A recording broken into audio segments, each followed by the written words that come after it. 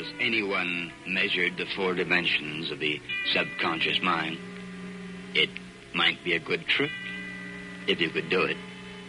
And if there were any devices long enough to reach from end to end, the answer might come up as the nth power of the infinite, which only an Einstein could fathom out. And there is such a shortage of Einsteins, isn't there? Such men are rationed out of top priority by the Universal Director of Scarce Commodity Allocation. In just a moment, you'll hear the story of how a mind, or spirit, if you wish, reached into infinity out of the void of death. It is called The Kiss of Kismet and stars Barton Yarborough, a tale which grew from the seedlings of a strange and primal obsession.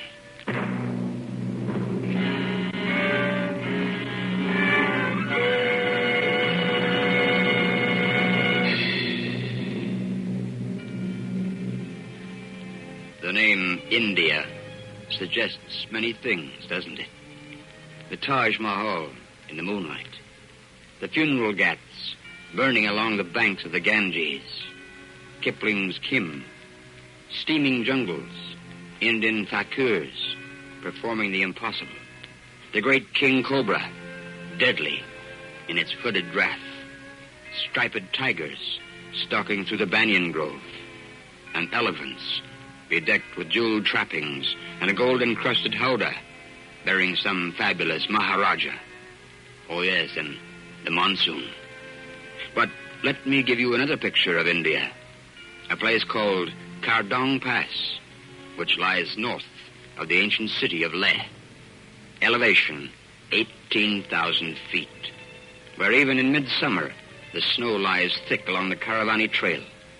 Picture, if you can, an exploratory party approaching this pass, the tiny, shaggy ponies plodding warily along the precipitous ledge. A man named Warburton commands the train, and I don't think you're going to like him. Russell! Russell! What the damnation is the matter up there? Wait a moment. What's the matter here? Get that horse onto its feet. I think he's hurt his leg, Sahib. Nonsense. Just lazy, that's all. Here, give me that bridle. Come on, get up. Get up! You lazy beggars. Get him on his feet. But Roger, he's trying to get up. You go back where you belong, will you? I'll attend to this. Come on. But the get poor beast is hurt, Warburton. Look how that leg's twisted under it. I suppose we'll have to take the pack off him and put it on the other horses. Oh, but Roger, they're overloaded already. We've come such a way since morning, and they're so tired. Can't we camp here? We're going as far as Tano tonight. Well, I don't see how we can do it with a lame horse. Then we'll shoot him. Russell, get my rifle. Yes, Sahib. Mrs. Warburton, perhaps we'd better go back and wait.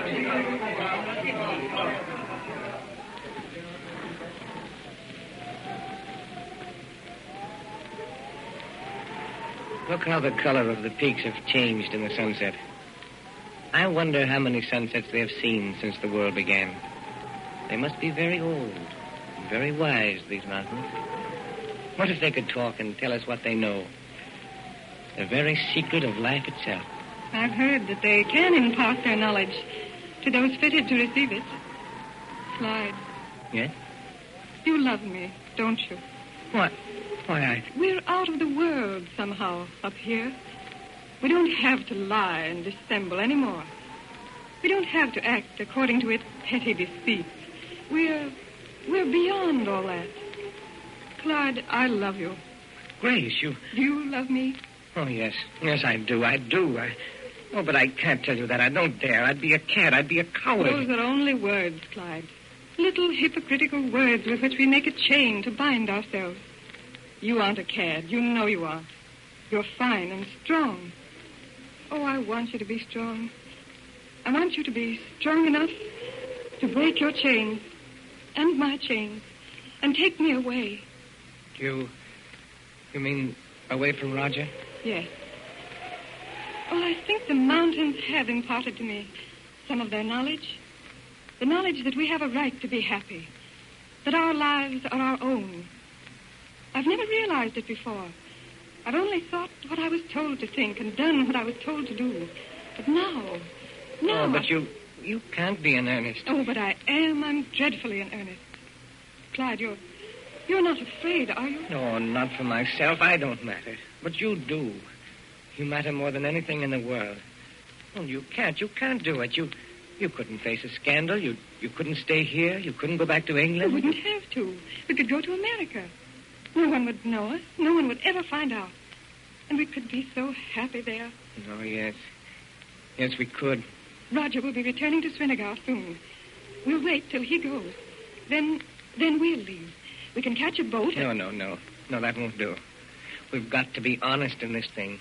We can't sneak away like thieves. I'll tell him. Oh, no. Yes. Don't you see, we've got to. We've got to face him and tell him. It's just as you say, Grace. We don't have to lie and dissemble anymore. I'm going to tell him. Tonight. As soon as we make camp. Have you lost your way, my children? Oh, I'm sorry if I frightened you. Why, Grace, it's a llama from the monastery. That's all. It is getting dark, and you were so busily engaged you did not see me approaching, I fear. Have you lost your way? No, why, no. Our party is on ahead. We're going to Tano. To Tano? Yes. Yes, we'll make camp there tonight. You cannot go on. It is getting dark. You will lose your way. Oh, we have guides. We've been over the trail before. One must pass over the same trail many times before one knows it. Oh, I fancy we'll have no difficulty. The wrong path is always difficult. For out of today, tomorrow is made. And if today is error, tomorrow will be error, and the next, until the end of time. Universes decay, and out of their elements, new universes are formed, and the wanderer must continue to wander. Why, yes, sir. It's quite right, sir. Good night, my children. Om Mani Padme Hum. Good night. Clyde, where did he come from? Why, up the trail, I suppose? Why, no, he didn't. I was looking at the trail all the time. There was no one near us. And all of a sudden, he was here, standing here. Well, those chaps go long distances at times and walk with almost incredible rapidity. I've heard it said that they induce a sort of hypnosis, practically hypnotize themselves, and travel by what amounts to walking in one's sleep. When they wake up, why, they're here. They're there. It's not a half bad way to travel. And what was he talking about? What did he mean? He said, out of today, tomorrow is made. And out of tomorrow, the next, and the next, until the end of time. Until the end of time. Grace! Grace! Clyde! Yes, coming. You'll tell him? As soon as we make camp at Tano. By Jove, it's commencing to snow.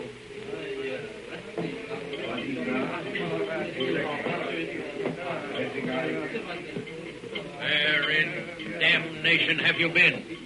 Don't you see it's getting dark? We're only around the bend of the trail. I've been shouting for you for the last 10 minutes. We came as soon as we heard you. No. Don't think I don't see through your little trick. Trying to delay us so we'll have to camp here. Well, we're not camping here. We're not stopping until we get to Tano, if it takes all night. You don't know how anxious I am to get to Tano. Yes, we're very anxious. Well, don't stand there, Grace. Get on your horse. Looks like we're in for a blizzard. Russell! Yes, I. Start him off. Yes, I.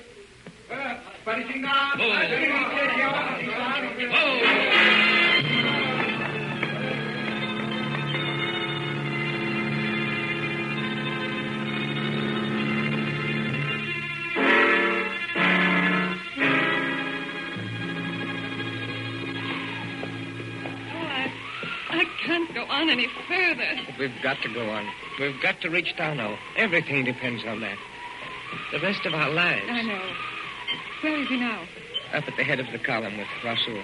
This doesn't look like the trail, Clyde. We're lost. I know we're lost. We've taken the wrong path. Oh, now, we're all right. It's this storm. You can't recognize the trail here. There. Grace, we're taking the only path there is to take. Are they stopping? Why don't they go on? I don't know. Wait. Hello! Wait a moment. Back there! Yes. You'll have to dismount and lead your horses. Well, what's that? The trail ahead runs over a ledge. It's covered with snow. We don't know whether it's wide enough for the horses. Somebody's got to go over it on foot first. I see. Well,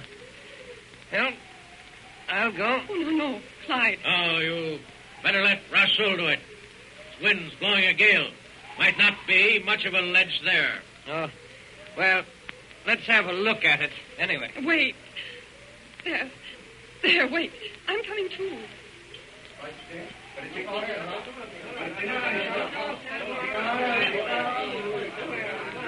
There it is. Covered with snow. Hard to tell whether it's wide enough to cross. I wouldn't attempt it. If you lost your footing, there wouldn't be much left of you by the time you hit the bottom of the canyon.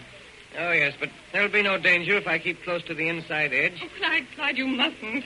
We'll wait till daylight. You mustn't go. Well, we've got to get to Tano. You keep out of this, Grace. Oh. All right. Well, wish me luck. And it seems wide enough here. Wait a moment now. How is it there? Still wide enough for the horses. Wait a moment. Roger, look. It's a slide. Tell him to come back. Clyde! Clyde!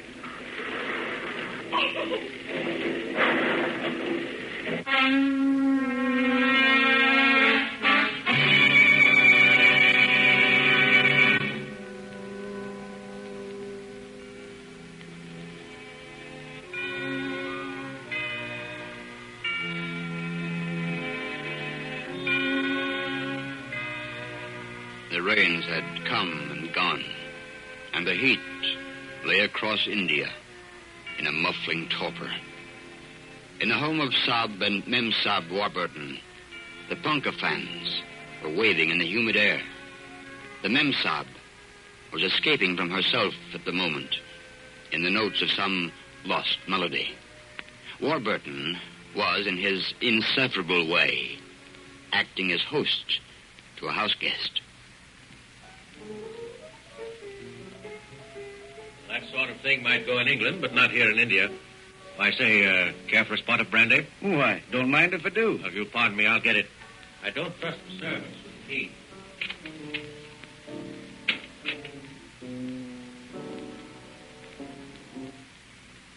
Don't stop. That sounds mighty pretty. Oh, I'm tired of playing. I'd rather talk. Mr. Mortimer, have you ever been to the Buddhist monastery at Lamayuru? Well, not exactly, ma'am. I've ridden past it. Why? I want to go there. I want to see it. Roger's so busy that he can't possibly get away to go with me. I wonder if you'd mind. Well, I'd be glad to. You see, I have a rather special reason for going. Oh, I know you'll think it's silly, but... Well, when Clyde Jerome was killed, something strange happened to me. I haven't told it to anyone. But you remember, you came riding up the trail just after they'd found him.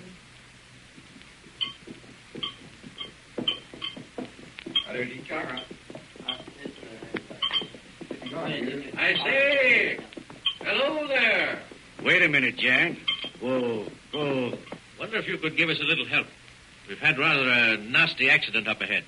Chap went over the edge of the cliff, swept off the ledge by a snowslide. Wait, I'll have some of my boys come up. Well, that won't be necessary. My own boys have found him at the foot of the cliff. They're bringing him up now. I'd like to have you, well, as a witness. I'm the only white man in the party. A friend of yours? An acquaintance. Chap named Clyde Jerome.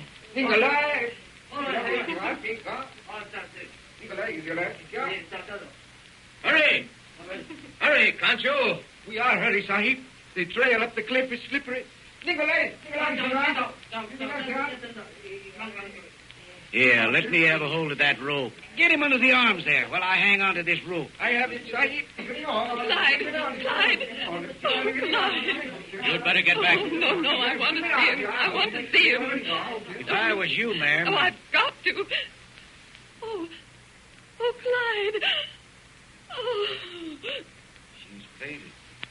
Rasul, bring some water. Here.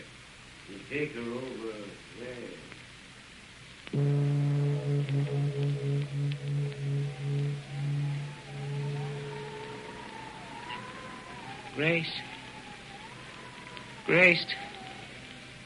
Grace, don't you hear me? I'm calling to you. Clyde, where are you? I can't see you. Stretch out your hand. It's so dark. No, I can't touch you. You must listen to me, Grace. I have only a little time to talk. Can you hear me? Yes. I loved you, Grace, but I was wrong in loving you. Oh, no, it wasn't wrong. We could never have been happy. I know that now. Happiness could never come from wrong. It is better that I died. I must go now. Oh, don't go, don't. Don't, another moment. Oh, I can't give you up. I won't.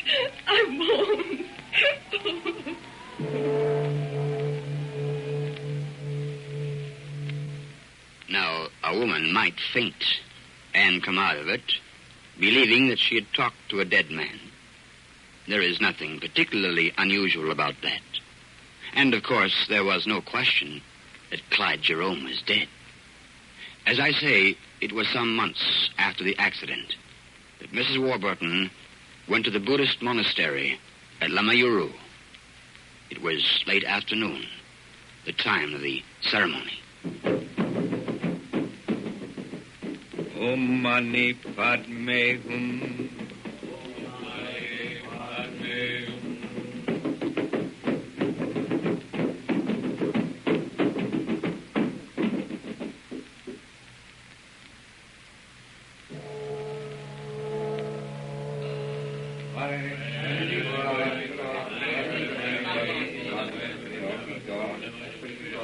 Come on. It's over now. The Lama?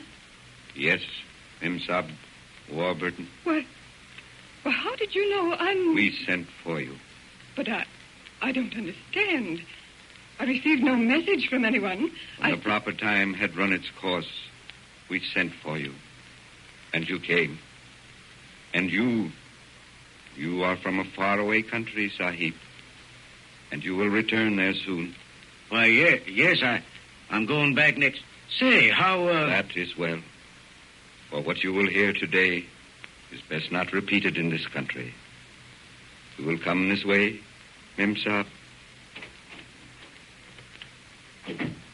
This corridor is dark, Mimsab. If you will follow closely behind me, this way.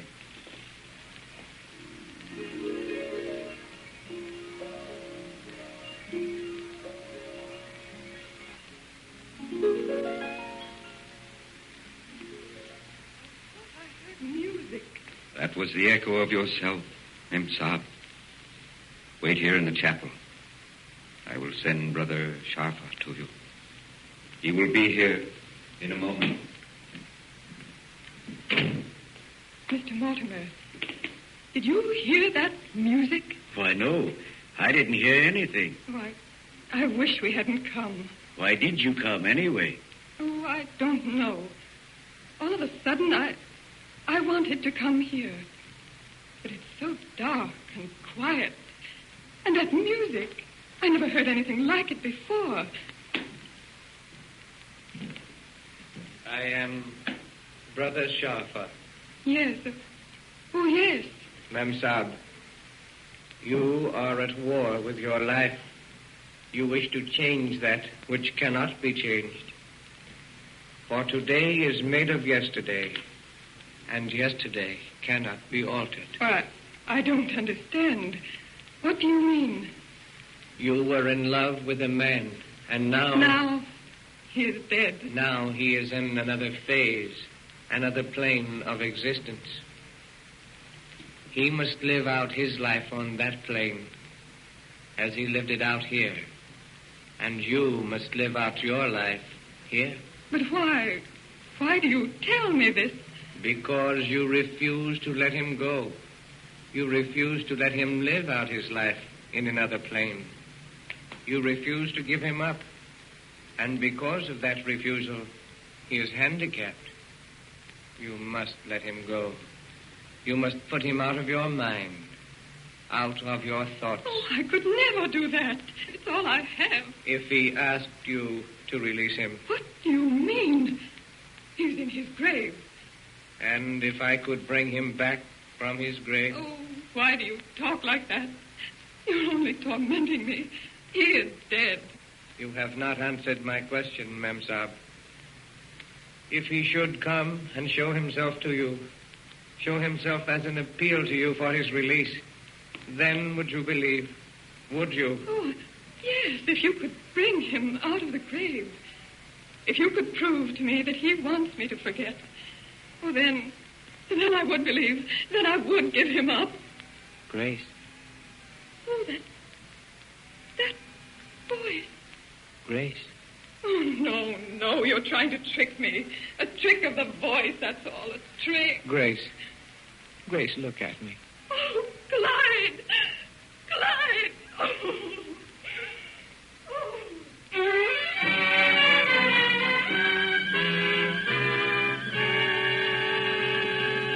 You have been listening to Obsession.